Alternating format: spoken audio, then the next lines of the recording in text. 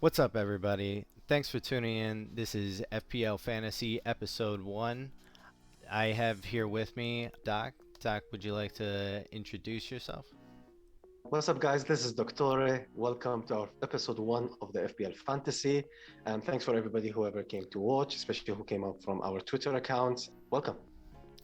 And just want to remind everybody before we get into our episode today. So make sure that you like, subscribe, smash the like button, destroy the bell, all of it for us. Every little bit helps out. And if you have any ideas, make sure to reach out to us on Twitter, email. Our contact is out there. I also want to mention today that all the stats that are accumulated that we're going to be showing, Doc threw together for us, and those are from Fantasy Football Scout. We're not sponsored. We have our own accounts there, where we have preferred to grab some stats from. But of course, if Fantasy Football Scout or any of the hundreds of other stats sites want to sponsor us, don't be shy. We're out here. You know our Twitter handle. So get getting right into it then. What type of stats do you kind of look into when you're picking out your players there, Doc? I look at plenty of stats, not only one. Of course, on Twitter, I refer to stats a lot, and I would consider myself a stats guy, right? We will discuss what kind of stats to look into, how XG works within all this. However, the most stats that I concentrate on when I'm choosing my players or when I'm selecting my players are not XG or XG related or expected data related. I concentrate on mostly goal attempts, penalty area touches. I concentrate on average position, maybe even BPS baseline, because I like those stats because they kind of reflect the eye test, right? If I cannot watch the match, those stats are what I look for. XG comes later, which we are going to discuss as well. What about you, Joe? Yeah, I have to say honestly, I am right in line there with you. I look at crosses, I look at touches in the final third, touches in the penalty box, shots in the penalty box and out of the penalty box. Seeing if my attackers are in there. As far as defenders, the simple things like clean sheets, but also crosses, especially for wingers, because when you're picking defenders in FPL, you want guys that are going to give you some sort of attacking return. And I think the additional stat that I usually also look at is the XG delta too, just to get an idea statistically, like, is this guy underperforming, outperforming, or is he right in line with what his XG says he should be? Yeah, those are the stats that I usually look at when I'm looking through players. Right. So do you look at stats that are from historical data, like not this season? Let's say this player scored this many goals against this team. Do you look at those stats or you just Um, ignore them? it actually depends. So Right. I will look at things like that if I'm having a captaincy debate. So this Right. kind of gets into one of the questions that I had for the game week of, do you weigh into the whole idea of the superstitious or historical stats against a specific team? So game week 2, we had Bruno Fernandez was up against Southampton. Now, yeah, he's only played them, I think, like 3 times in his career because he's newer to the Premier League. But I think he had posted a return every single time. Then we had Salah that was playing Burnley that hadn't put up any points at all against Burnley, just blank straight through. So there was the big debate on Twitter. Oh, Fernandez is the better captain because he just scored 20 points in game week 1. No, Salah is the king. He deserves the captain. Back and forth, back and forth. What ended up happening was Fernandez, I believe, got 1 point. Salah got 2 or 3 points, and the Salah captainers were crazy on Twitter. Oh, Salah's the best. Salah's the best. But at the end of the day, nobody really won. You won against Fernandez versus Salah, but you didn't post anything. Now clearly Salah took that blank personally, and he hasn't blanked since, which is Yeah. a whole nother episode that we can talk about that. But that was something that I went with Fernandez because that data was showing, hey, this is the way to go. Um, and unfortunately, any other day it would have worked out, but that specific day it did not. How about you, Doc? Do you look at those type of stats? I don't actively search for them, to be honest, especially historical data from years back. I acknowledge and I totally agree that they do have an impact. If I remember correctly, this season, Rudiger scored goals, if a goal or two against Leicester City, and he's kind of specialized in scoring against Leicester City, and he's a defender. Hmm. If I'm not imagining this whole story, of course, but I think that actually happened this season. And I think there is something into it. When you're playing football, when you're doing anything in life, if you're more confident about doing the next step, you're kind of doing better in general. You do better because it builds up confidence. So it might not be as superstitious as it sounds. It's just the stadium fits the player better. The fans kind of motivate this player better. So I think there is something into it, but I don't actively go and search for it because I think this year's data and this year's form, let's call it, and this year's fixtures all play a bigger role than just a specific match. Because whenever I select my players, I don't look into only one stat. I look into plenty of stats um, that will cover certain fixtures, not one fixture or six fixtures, for example. You mentioned what stats I look at. The stat number one, the first thing I always look at is the fixtures. I'm a fixture guy.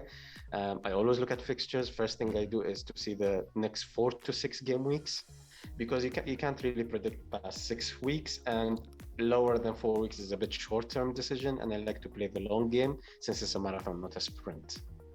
For sure. Yeah, I agree with that. And that's a whole nother discussion, the form versus fixtures thing. But there's that nice balance there. And Yeah, I this year is absolutely crazy because nothing seems to be going by as we normally play FPL. I mean, going into the historical stats again, just this week, game week 16, we had Traore playing against Man City, and everybody was like, "Oh, this is it. He's gonna take the cap off that scoring, and he's gonna explode." Because he has good historical data against Man City, but yeah, Traore did a 2021 season Traore and didn't post a return yet again. Um, yeah. yeah, so I completely agree with you there. Yeah. And funny story about Traore. One of the first conversations you and I had were about Traore. We were kind of discussing which player to bring, and I just brought Traore in the beginning of the season. That doesn't look good on my CV, let's say, but um, the stats were there. He was playing well. He was ending up in good positions, and I thought at one point he must score. Um, Hmm. he didn't, of course, and I think I recommended him to you, and you brought him in. Did you? No, no, no, no, no. I Because didn't. I ended up bringing in, I believe, Rafinha. I Yeah. was like, I'd love to get Traore, but he can't even keep the ball in the stadium. There's no way he's putting a ball on frame. Yeah. And I lucked out there because the eye test uh, excelled above the stats. Well, I Uh, wouldn't say that because my decision was according to the eye test as well, because I was watching a lot of Wolves games and he was always ending up basically one on one and he just misses. And you always think, man, I mean, the next match he's going to end up in a 1v1, he's going to score it. But he couldn't finish his dinner basically. Yeah. And to be Yeah. fair, I think at that same point in time, Rafinha was having trouble too. He was sitting inside the box and he had one defender, and he'd, wait for his whole team to get up there, goalkeeper included, and then he'd shoot, and then he'd hit like five Yeah. defenders. Yeah. But so right now, I'm gonna go and I am going to put up our stats that we had put together that we talked about in the beginning, Yeah. so our viewers can take a look at. Well, let's jump into it. I think this is the main theme of the episode, to discuss Oh yeah. how XG works, right? And how if XG has a place in FPL yet or no. let me give you an example. When you're playing in real life, or even when you're watching football, and someone shoots from like 45 yards out or 40 yards out, and you think that shot goes in like one in a thousand times. Why is he taking that shot? So this one in a thousand times is actually kind of the XG models quantify, right? Hmm. Now, on the screen that you see, I prepared some. Those stats are from last season, and those are good examples, meh examples, and terrible examples for the usage of XG or if XG is useful or no. Before I go right into it, Joe, what do you think? How do you look at XG?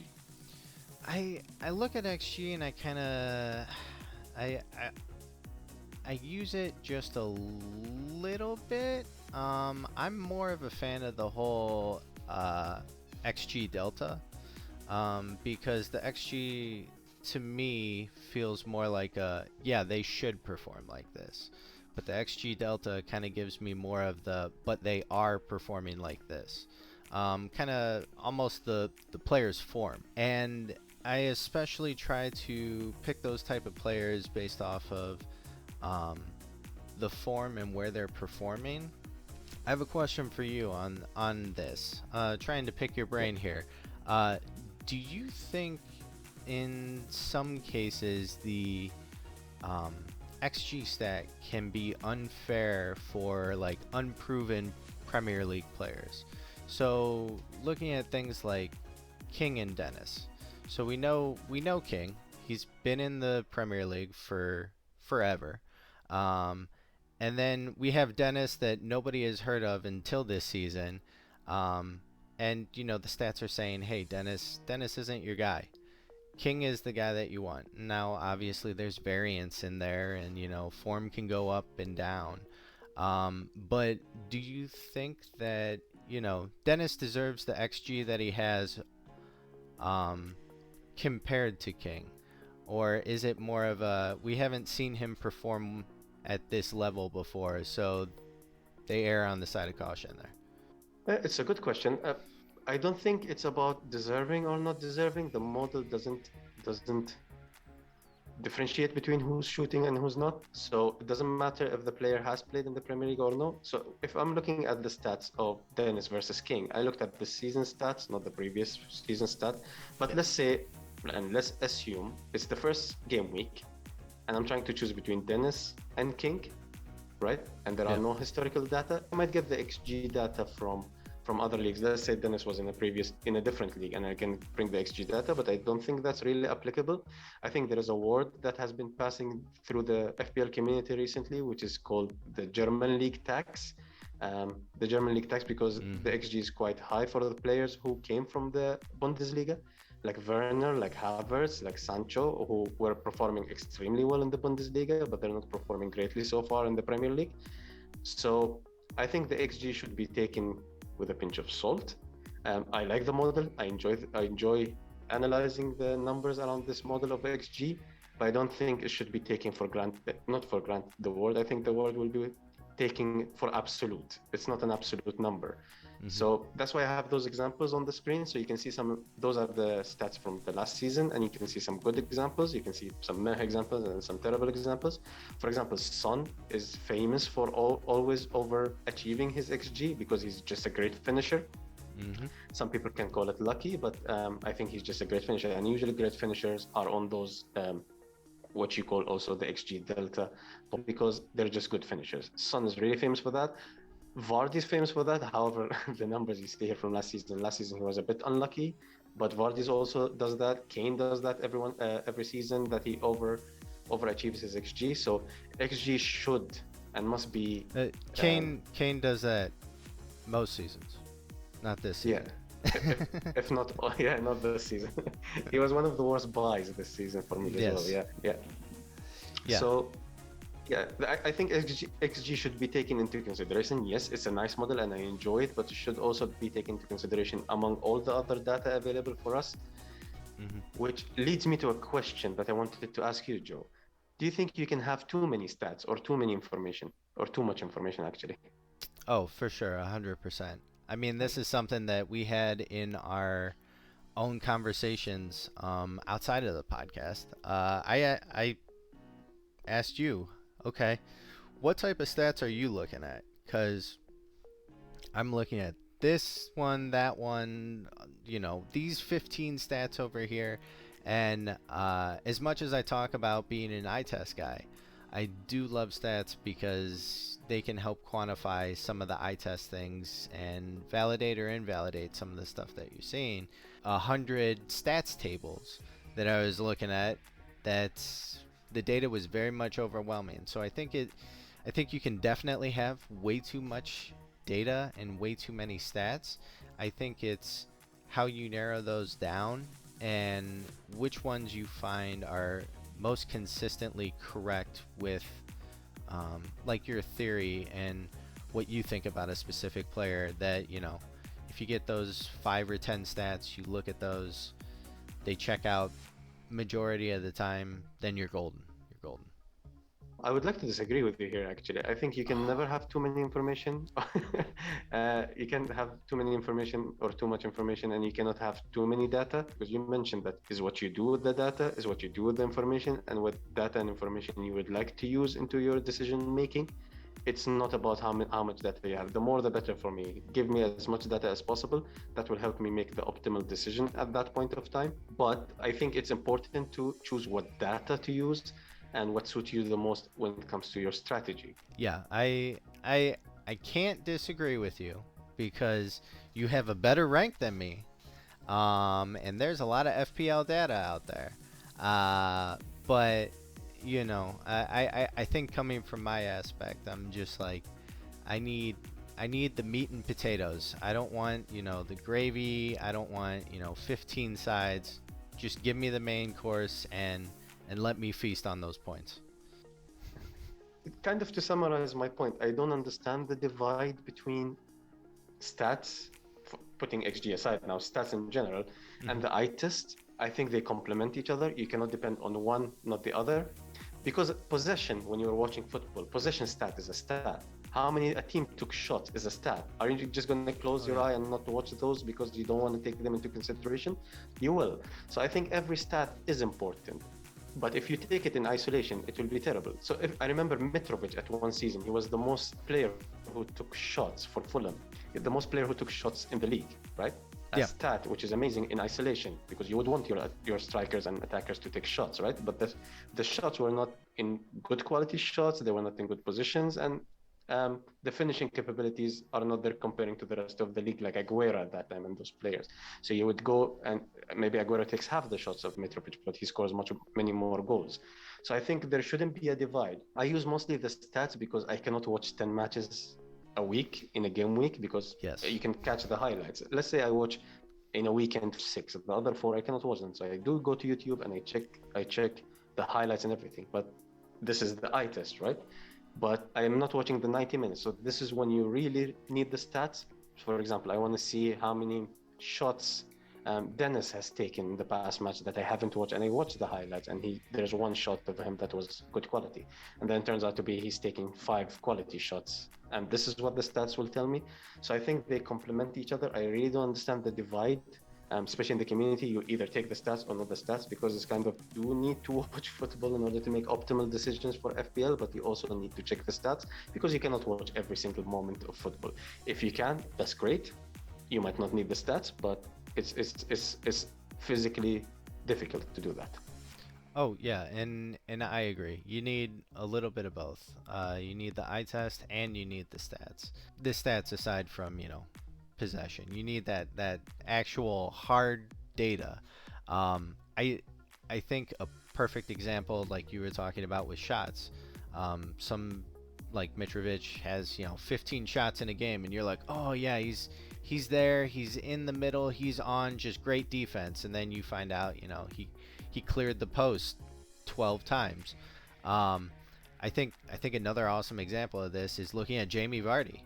Uh, Obviously, I think right now Jamie's in a little bit of a neutral to down form, but on average, Jamie Vardy, in 6 games he has 5 shots and he has 7 goals, and you're like, what?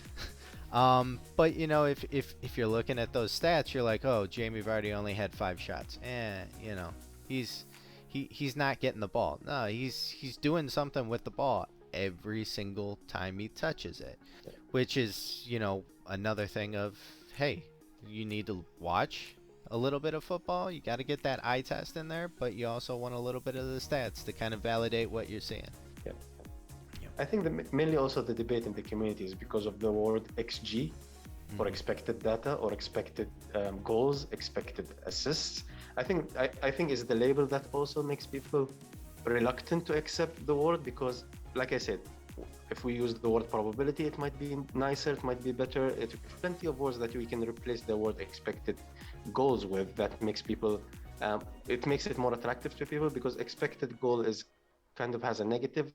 You were expected to score 70% of this chance, but you didn't, kind of, it Oh has a yeah. negative connotation to it. So I think the word expected also goals makes people not like the concept itself. Although the concept, I think the model, I think it's genius, to be honest. But is it perfect? I think it's far from it. But I like the model. I enjoy the model.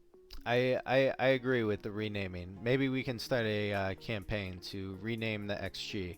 Uh, Throw a Yeah. hashtag on Twitter.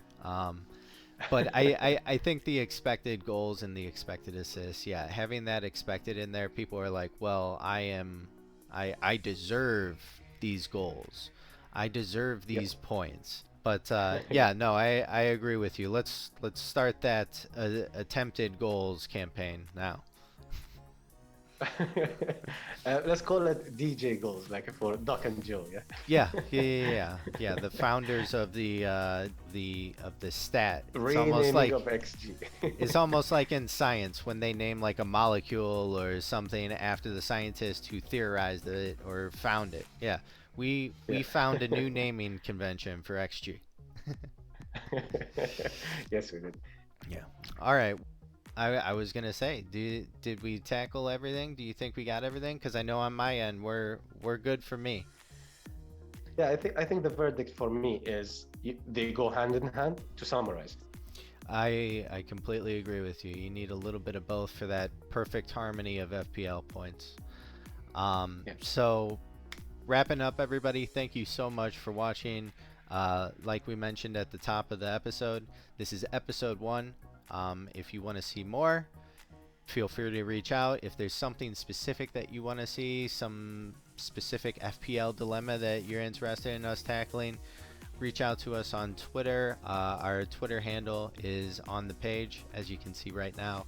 Um, and I just appreciate the listens and the watches. Doc, is there anything else you want to close out on?